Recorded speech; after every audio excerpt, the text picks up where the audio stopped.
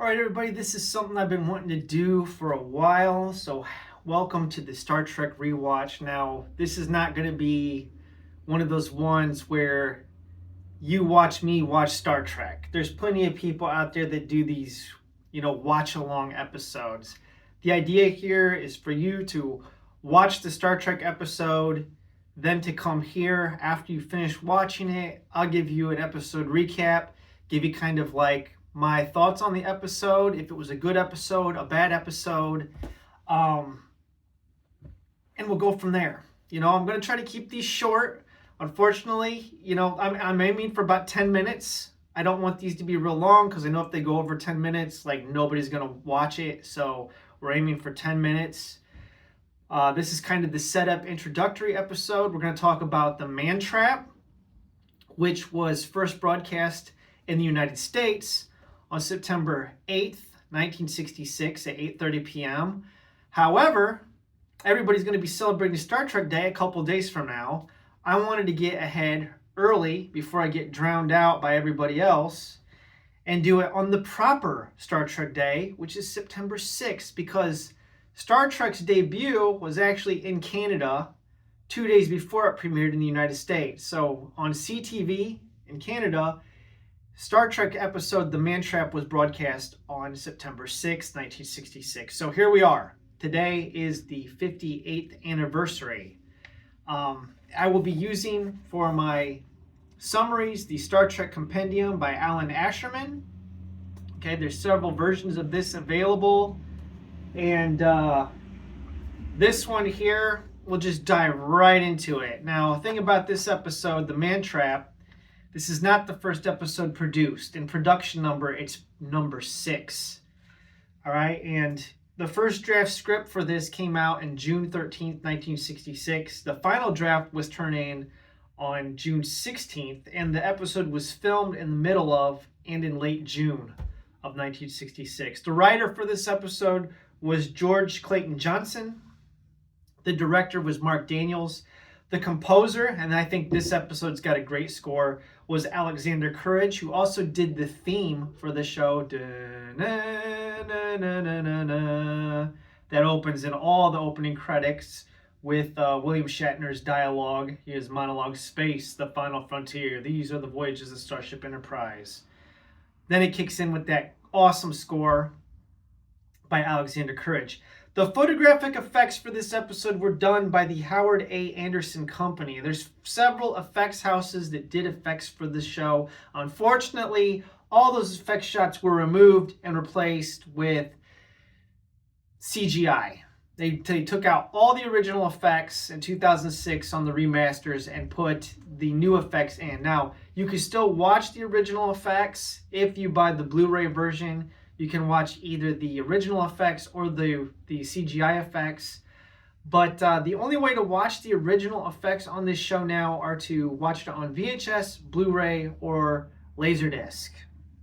If you watch this on streaming services, Netflix, Paramount Plus, whatever streaming platform it's available on, you're going to be seeing the 2006 effects, which to me, they were great for 2006, but they don't hold up now. They're really dated. And I don't like the fact that they eliminated the effects company's original effects anyways. I prefer the original effects. So let's get into the episode synopsis again that Alan Asherman has done for us here. So here we go. The Enterprise visits planet M113 to give archaeologists Robert and Nancy Crater supplies and medical checkups. Years ago, Nancy was romantically involved with Dr. Leonard, who she calls Plum, McCoy. Now she's literally a different woman. Each member of the landing party sees Nancy differently because the real Nancy is dead, killed by the shape-changing humanoid. The creature, the last surviving native of this planet, has been enjoying a symbiotic relationship with Professor Crater. Crater supplies the bodily salts to sustain the entity, and the creature provides Crater with companionship. The arrival of the Enterprise party ruins the delicate balance of this strange alliance. Craving additional salt, the creature kills 2 crewmen and, disguising itself as one of them, boards the Enterprise. The creature assumes Dr. McCoy's identity before Kirk eventually tracks it down and destroys it with the aid of Spock and McCoy. This was the first Star Trek episode aired at 8:30 p.m. Eastern Standard Time on September 8th, 1966, again in the United States. All you Canadian fans should file a protest with Paramount, CBS, because William Shatner's Canadian, James Doohan, who plays Scotty's Canadian, and it debuted in Canada. So Star Trek Day should be September 6th, not September 8th, in my opinion. All right. So what do we want to highlight on this episode? I think right out the gate, this is kind of a weird one because it's McCoy-centric as opposed to Captain Kirk. Or, it's probably one of the few episodes that McCoy spotlights in. And I think it's a pretty great episode. I don't think it's the best episode of Star Trek, but I do think it's a pretty great one. What we've got here, we've got, all the tools that they use, the phasers, the beaming up and beaming down effect. It's kind of an action-packed episode in that we have several deaths. Now, we'll try to do a running tally of how many crew members die. Several people die in this episode, but the red shirt trope doesn't come out in this one. We'll see red shirts die later on, but we have 4 crew member deaths.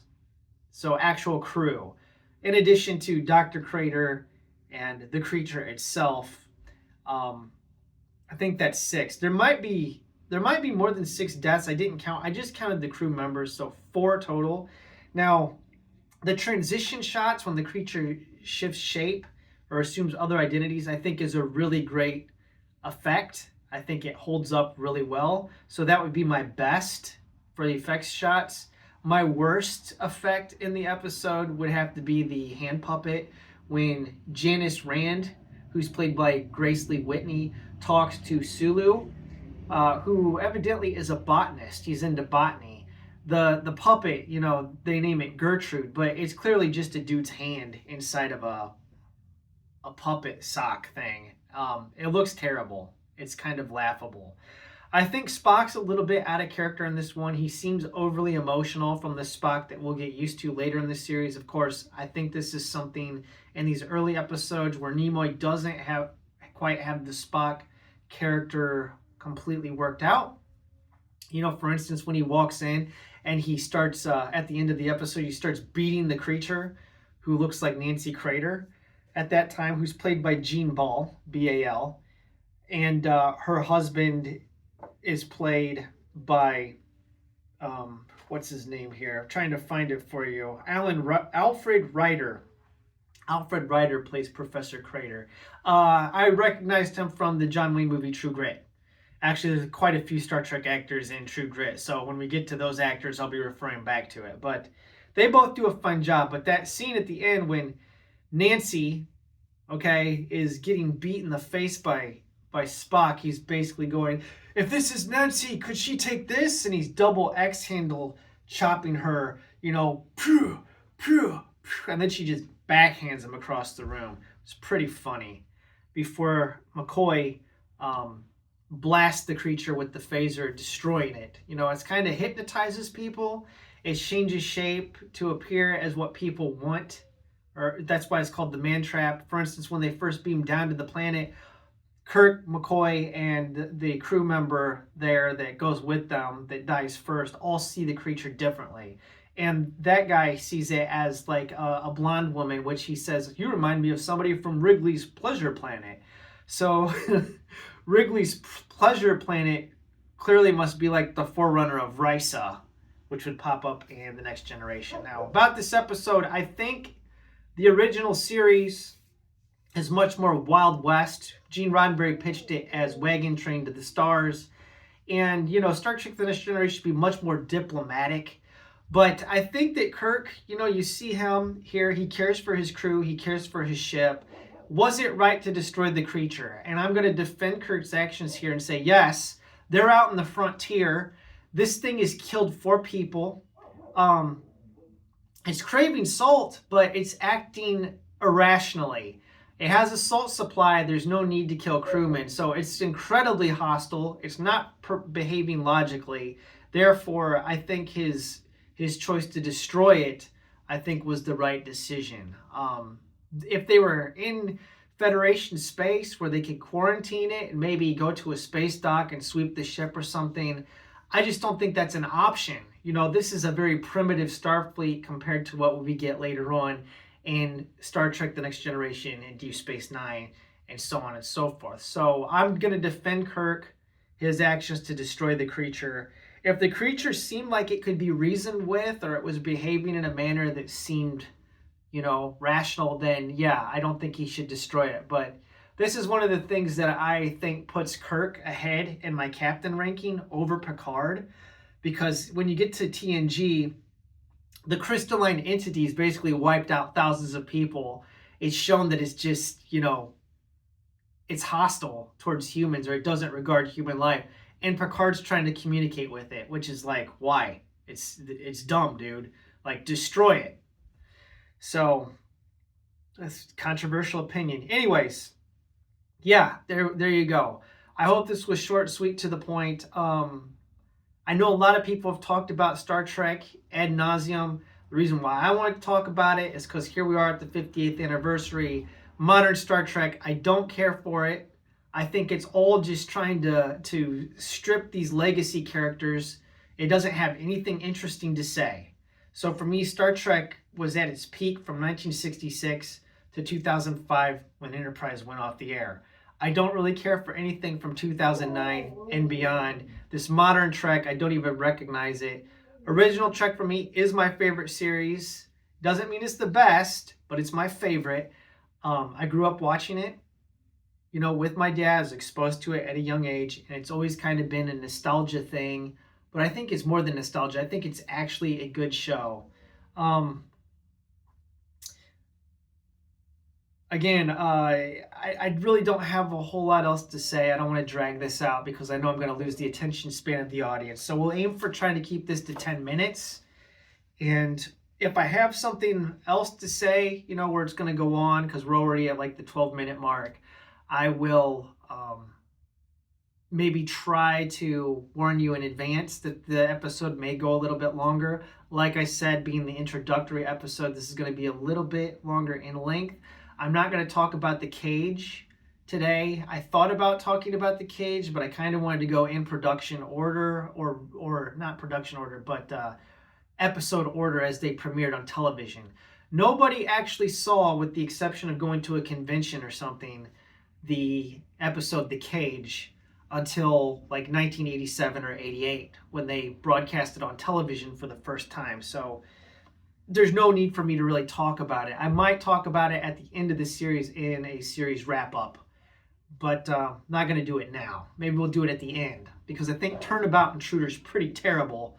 So we'll do The Cage as our swan song at the end of the series. All right, so anyways, thank you for watching. Live long and prosper. Happy Star Trek Day. And then next week, we will be watching Charlie X. So go watch Charlie X, then come back here. I think we're going to aim for Tuesdays or Thursdays, either or. We might go Thursday kind of to space it out so that I'm not hitting two episodes real close to each other back to back. I think we'll do that. So next Thursday, we'll do Charlie X. Thanks for watching. Live long and prosper.